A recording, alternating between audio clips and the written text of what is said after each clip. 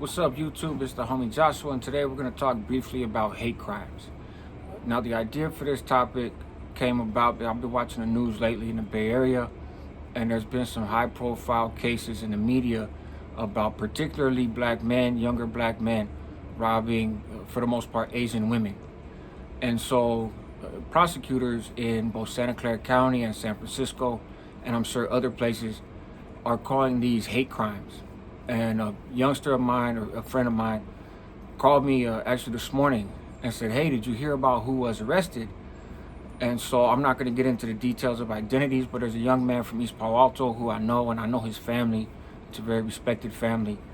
And he was one of the three that was picked up in connection with supposedly 70 robberies of Asian women ranging in ages, stretching throughout the Bay Area. I think they said 10 different cities, all the way from San Pablo to Newark and Fremont and Milpitas and a bunch of places in between. Obviously, I don't know the details of those crimes. I know what's being reported in the media. I don't know exactly what's true. But what I will say is, are these really hate crimes, right? And to give you kind of the gist up front, I don't think that they are. I think that people are targeting, whether it's these individuals arrested or somebody else, right? There's multiple cases. And there's probably a lot of people that haven't been caught. So are people being robbed because the people robbing them hate their ethnicity or hate their country of origin or hate their religious beliefs or hate their sexual orientation? I would argue no. I think they're being robbed because they're easy targets, right?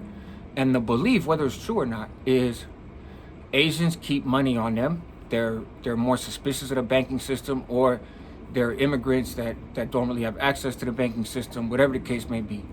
So they keep cash. They are less likely to call the police, either because of some cultural value or because, again, they're immigrants and maybe don't want to draw law enforcement attention. They generally don't speak English in terms of, again, beliefs. I'm not saying this stuff is true, but the beliefs are, a lot of them don't speak English. So their capacity to be able to give information is kind of limited. So it's an easy target. And I'm not justifying it. I'm not encouraging it. But it happens, right? People get robbed. But it catches me that what I'm seeing, at least, is mostly black men being arrested for mostly robbing Asian women. Now, if a young black man robs an elderly black woman, for example, which happens, fairly often, are we going to call that a hate crime? Probably not, right? They're robbing somebody who is an easy target. When street vendors are being robbed, I know there's been some high publicity stuff, especially out of Southern California, about young black men and women robbing street vendors and recording it and that kind of stuff. Now, is that because they have a hatred of Mexicans or people from Central America or immigrants? I don't know. Sometimes there's racial slurs used. According to the media, there's text message exchanges between the three guys or some of the three guys that were arrested in the Bay for that 70 robberies, in which they're using racial slurs. Does racial slurs in that context mean that it's a hate crime? Or is that just people talking recklessly, right? I think that's a valid question. And so, again, back to the street vendors. Prior to the attention given to blacks robbing brown street vendors, there's a long history of Latinos, right, of Mexicans and Central Americans robbing other Mexicans and Central Americans that they assume are undocumented, carry a lot of cash, have limited English, and are unlikely to call the police. Again, whether that's true or not is not the point. What matters is what the belief of the person doing a robbery is. Now, do those Mexicans robbing Mexican street vendors hate Mexicans? Are we going to call that a hate crime? Of course not. They're going after easy targets, right? And I'm fully supportive in Southern California. There's been a more dramatic push, but I'm also aware of some communities in Northern California. Stockton sticks out in my mind, where community members and some that people may consider quote unquote gang members. I'm not going to get into that, but community members have rallied to provide defense for street vendors, right? Giving them numbers to call, posted up people in certain neighborhoods where they frequent to make sure that these people are treated respectfully and allowed to carry on with their business. I think that's great. That's the community stepping up and sort of supporting the community, right? But I know from personal experience, unfortunately, right? But it was the reality of being young. Robbing quote unquote paisas, that happened frequently, and it still happens frequently. And so people don't say that, they don't brag about that on social media because it's the same culture, but it happens, right? So we don't call those hate crimes. So why are we so quick, not we, but why is prosecutors so quick to call, again, specifically young black men robbing Asian women a hate crime? I think it's a crime of opportunity, personally. Hate crimes are swastikas painted on a church, right? Or swastikas painted on a Jewish temple, right? It's a symbol that expresses a hatred for people of a particular ethnic or religious background that is intended to scare them, to scare that whole population, right? To terrorize the members of the synagogue, to terrorize the Jewish community that frequents that synagogue, and frankly, to terrorize Jews that live elsewhere. That would be a hate crime, right? Going into the Castro district in San Francisco and beating people of various sexual orientations just for fun, quote unquote, right? That may be seen as a hate crime. Personally, I'm not a fan of hate crime legislation whatsoever. I feel like a crime is a crime, and there's already laws set up to prosecute crimes. So robbing people is against the law. You get caught robbing people, you're going to be in trouble. I don't think you should get an added sentence because there's a quote unquote hate crime, right? Again, because it's difficult to prove in most of these situations. We don't know what's going on in the minds of these people, right? So that's my spiel. I'm curious what you guys think. I don't mean to make this, just a race thing, but I also do think that race matters, right? And skin tone matters, and it matters in how the media portrays things, and it matters in particular for black and brown folks as perpetrators and whites and Asians as victims. That does not mean that whites and Asians are not perpetrators. That does not mean that black and brown people are victims. Everybody's robbing everybody, right? You're actually more likely to get robbed by somebody who looks like you than somebody who doesn't. Just like you're more likely to get killed by someone who looks like you than someone who doesn't. Kids are more likely to be abused by people that are close to them than strangers, right? That's just the nature of how this country, frankly, operates.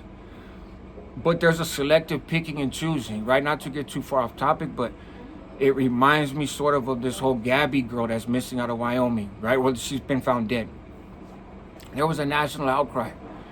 When she had her funeral, people traveled from all over the country to go to a funeral for a girl that they didn't know, right? Because they felt personally invested in her story.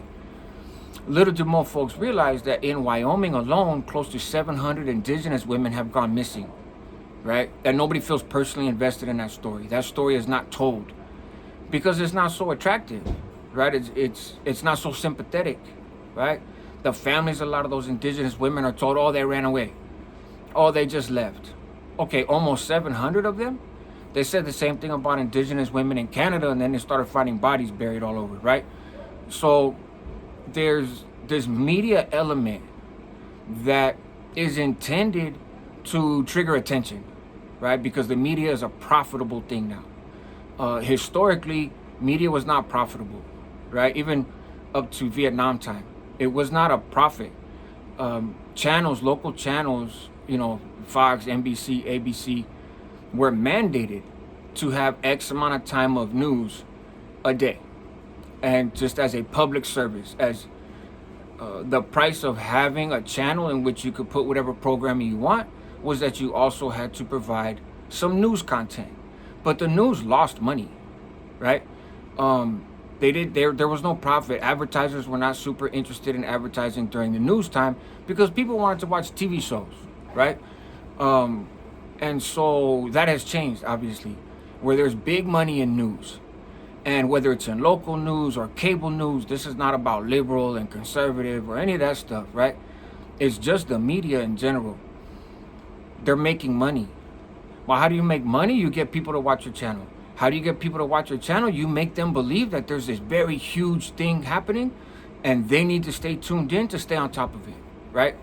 So there's a rash of robbing Asian women that is happening in the Bay Area, right? And obviously tying that to COVID, tying that to other things.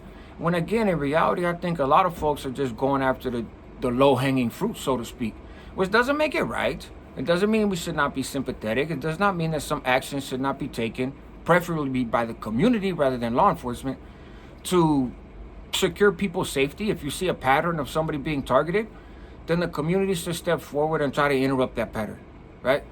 And you know, that is possible. That has happened historically, and it could happen now, except everybody kind of wants to turn a blind eye and just point the finger and go on TV, right? And just trust the police to do things, which anything that starts with trusting the police is likely a pretty flawed idea to begin with, to be honest. So this whole Gabby thing, bunch of attention. This whole wave of robberies in the Bay Area, bunch of attention. 70 women being robbed is a big deal. 70 women being robbed across 10 cities in one of the most populated regions of the country that also has the highest concentration of Asians outside of, Asian countries. Over the course of, I think, close to a year. Think about that. 70 women a year in the broader Bay Area, right? There's a lot of people argue Milpitas ain't even part of the Bay, you know? So this broader Bay Area, that's not a lot. That's not an epidemic, right? In my opinion. The fentanyl use is an epidemic. Shout out Broken Dreams, the channel Broken Dreams. If you guys are interested in videos around substance use and abuse, man, that's a good spot to go and hear people's stories. There's plenty of epidemics, right? Poverty is an epidemic. People are losing jobs. People have lost money. People need help. And that stretches far. Again, I'm not saying there's no attention deserved to robbing people in general and robbing a specific group of people, over time. But a hate crime? No, that's a stretch, in my opinion. And it's meant to garner attention. It's meant to demonize a certain demographic. And we know that the media does not have any real problems demonizing African Americans, right? Or demonizing anybody with dark skin. Just like they don't have a problem demonizing Latinos either, right? Shoot, they elected a president that based his campaign on that, right? So they're easy targets too, almost, right? On one hand, these immigrant or perceived immigrant populations are an easy target. Targeting black and brown folks in the media is also an easy target, right? And it's been happening since there's been media. And it gets attention and it gets investment. Highlighting the trauma that young, blonde, white women experience is profitable because people are conditioned to take interest in that. People are conditioned to see that as a tragedy. People aren't conditioned to see what happens to indigenous people as a tragedy. Most people don't even realize there's still indigenous people here. They think it's just a couple wandering around here and there, and then they got some casinos, so everything's all better, right? Which is ridiculous. So that's my spiel. Apologies for being a little bit repetitive sometimes. For those that follow my channel or follow me on social media, Instagram, The Homie Hangout, Facebook, I got a page called The Homie Hangout. I intended to do a live today, right at 3 o'clock. But when I signed up to open the live, YouTube told me I had to wait 24 hours. So I wanted to get some content out there because I'm trying to do content Mondays, Wednesdays, and Fridays. This was a little unexpected, and so it's brief and kind of off the top of the head. But, I appreciate your guys' time, and I think it is a subject that deserves exploring, right? And so tap in the comments, man. Let me know what you think. Am I crazy? Am I off base? Hit the dislike if you don't like what I said. But leave a comment to let me know why. You know what I'm saying? Nobody knows everything. And don't go rob people, right? There's surveillance everywhere, especially in an urban area. Don't go robbing people, man. You're going to wind up getting caught eventually. It's a bad look. All right, you guys. Remember, a homie helps others move in excellence. So I encourage you to do that. And I encourage you to do that for yourself. See you later.